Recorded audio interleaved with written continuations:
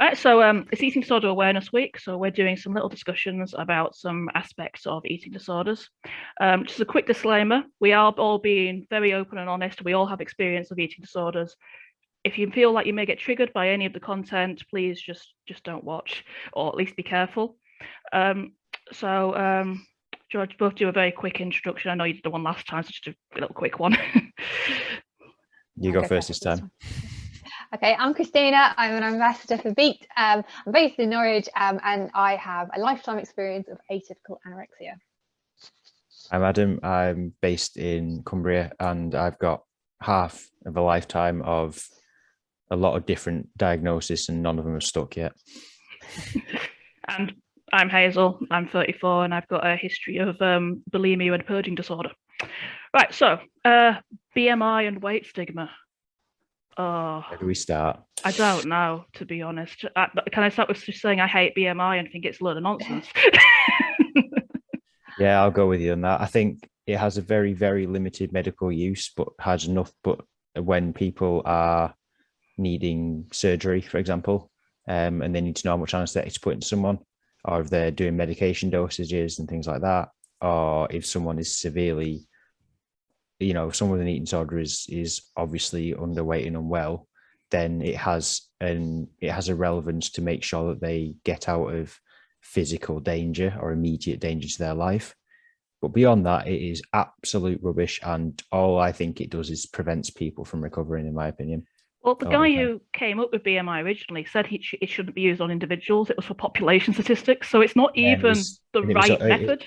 And it was a white male European population as well. Yeah, it's very important to look at that because, sorry, this is my insurance underwriter background coming in. But one thing that people, that when I was in inpatient treatment, I would absolutely be furious about was that I agreed with them that I was going to recover into a healthy BMI. So what are we told in magazines is a healthy BMI between 18 and 25, right? No, that is not a healthy BMI. That's a WHO guidelines of a healthy BMI, and WHO guidelines is all populations in the world, all body types in the world. So when we're looking at, we're all sort of white European. In an inpatient unit, they will not allow you to recover into a body of a BMI of 18. They won't let you go out into, they say you have to be 20. It has to look, you have to take into account your ethnic background as well. And a lot of people don't realize that. And magazines are always reporting a BMI of 18 is healthy. It's not for certain ethnic body types. It's all about your actual individual proportions. And you cannot put a generic a BMI of 18 is healthy out there, because that's not true, and they need to stop doing that. Because I remember sitting there in an inpatient unit reading a magazine going, look, this, I can't even remember who was famous when I was in an inpatient unit because it was so long ago, but I was saying these people, their body weight is this and their height is this, and they're saying their BMI is 18 and they're saying it's fine for them to be like that. So why are you making me recover into a body where I've got to have a minimum BMI of 20? And my dietitian was going, well, that's healthy. They're not healthy. And I was going, but yeah, but the media says they are. So how can you expect me to go out into a society where everyone's being told that's fine? And yeah, and for some people it sucks.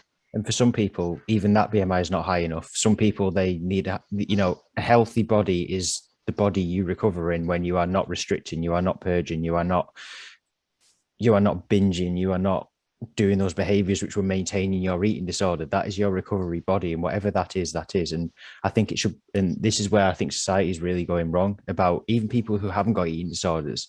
You've got doctors and medical professionals and society telling people they're unhealthy just because of how they look.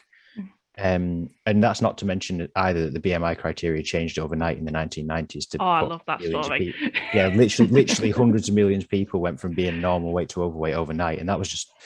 But yeah, that's by the by. But I just find it so dangerous how it is used. Yeah, it really is, and I mean. And one thing that people don't look at as well is that being underweight is just as dangerous for your health as being overweight. Yeah. I come from a background where I have been an insurance underwriter, and when people's BMIs are under 18, we go down to about 16, and then we start to really, really worry about their fat on their heart and them having heart attacks. When people's BMIs are over the suggested what's okay, 25, they think, We don't worry about it till it gets up to 33. So there's an 8-point difference over where it's fine to be overweight, but only 2 under. So how dangerous is it to be underweight? There's a very small margin of underweight and how dangerous it can be. And that society is still promoting, 18's fine. It's not. It's dangerous for your heart. If my BMI was 18, I'd be able to fit into my daughter's clothes. My daughter's 10. That's not good for me. And set point theory is a really, really important one. Your BMI, not necessarily a problem. If your weight's fluctuating all the time, that means you're not healthy. Whereas if your body is happy sitting at a certain weight, that means your body's working properly, and that's quite a normal, good thing. It's fluctuations that people should be studying, not.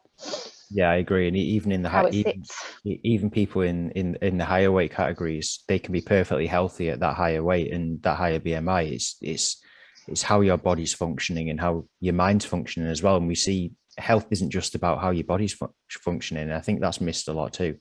Like if you tell someone to start having basically diets are promotions of eating disorders, just some of them stick and some of them just last as disordered eating. Let's be honest.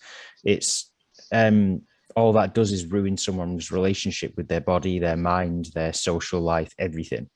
And also into finances too, because all you're doing is paying in someone else's pocket for worse health. And that, I think that's something that needs to be looked into a lot more, because there's so much in the news and the media about, oh, people are getting bigger and bigger. And what we're not looking at is people going, oh, it's just because you're eating more, it's just because you're doing less activity. It's not. People's bodies are being destroyed by weight stigma, causing people to try and manipulate their bodies, which is actually causing them to be in worse health at the end of it, and then pass it on to the children potentially as well, because we know there's genetic links now as well. And I know it's still quite new in terms of the evidence, but that evidence is growing and it's actually quite scary.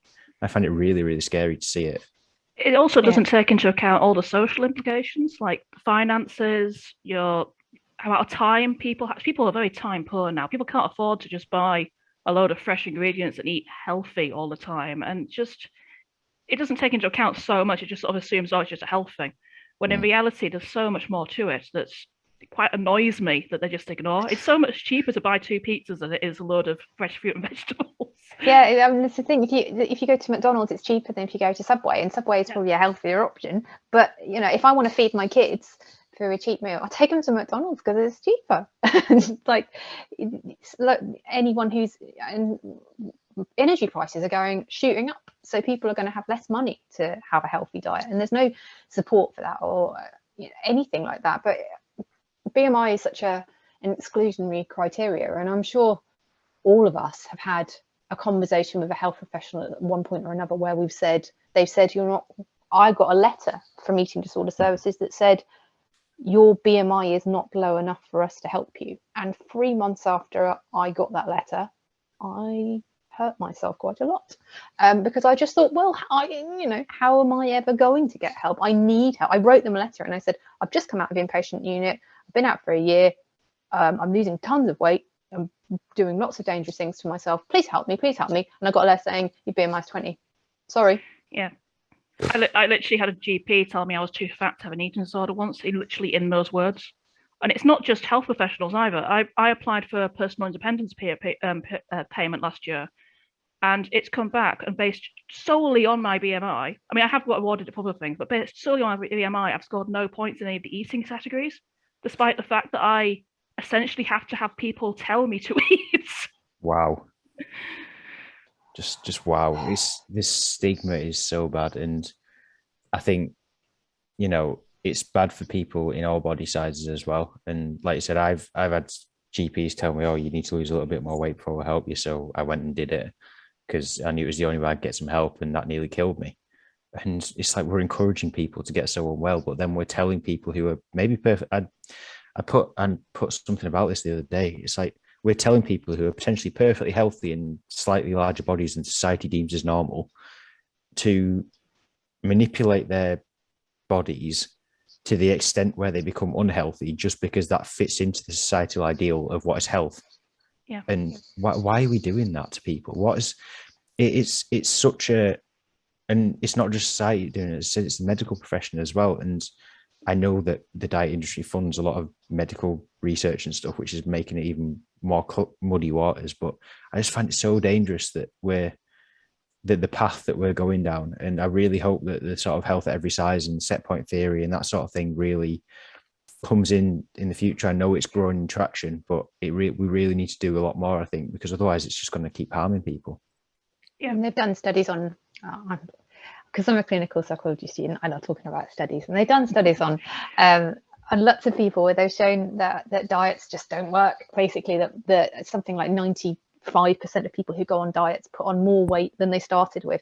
And yes, it's very easy to lose lots of weight if you remove everything from your diet and just live on milkshakes or just live on soup. If you cut your calorie content by 75%, of course you're going to lose weight. Well, what happens when you eat normally again? It doesn't deal with the sort of the way that your brain functions. You know, if people are overweight, underweight, it's because of their relationship with food. It's because when they're stressed, they reach for a biscuit. So if you go on a crash diet and you lose loads of weight, you're still, when you start eating normal again, you're still going to reach for a biscuit when you're stressed. You're not going to do something different. And it's about reprogramming the way that we feel around food, not about how. And actually, you might go and eat more than one. You might go and eat 2 biscuits because you're starving. There's a study. It's called the milkshake study, and they had people on diets, and then they gave half of them like a really high calorie milkshake, and half of them not. And then they said, here's a buffet of sweets and things. And the people who'd had the high calorie milkshake actually ate more, even though they were full, because they thought, well, my diet's out the window, so why should I bother? It's also that emotional side of things, as well as when your body starts getting the nutrition it needs after a period of restriction, it keeps wanting it and wanting it and wanting it and needing it, because it's then preparing for the next part of restriction. It's like, it's your body is not designed to be restricted of nutrition. It fights against it and does everything it can to get as much in as possible because it thinks you're going to do it again. Which is why, you know, I personally think whether you've got anorexia, bulimia, binge eating disorder, or you're just a normal person, the healthiest thing anyone can do is have regular nourishing nutritional meals, snacks, and have the ability to have that. And that's where we're failing, because we are telling people to stop doing that because we think it's better for their health. I think that's the crux of it, and that's weight stigma to a T for me. And if you go through a period where you deprive your body of food, the damage that it does is it slows down your metabolism to conserve the food, and it stores, when you start eating again, start storing it as fat. Yeah. And a lot of people don't realize that. And that's my thing. Whenever anyone says they're on a diet, I'm like, oh, great. Because you don't understand that your metabolism's now way slower, and it's like putting nothing into a furnace. And whenever I do talks to kids, I always talk to them, I say to them, your body's like a car. So if you put the wrong fuel into a car, it breaks down. So you need to put the right fuel in the right times, otherwise you're just not going to work. And that's how the human body works. Yeah. That seems like a nice bit to wrap up on. It's in quite conclusionary. So yeah, BMI, weight stigma, bad.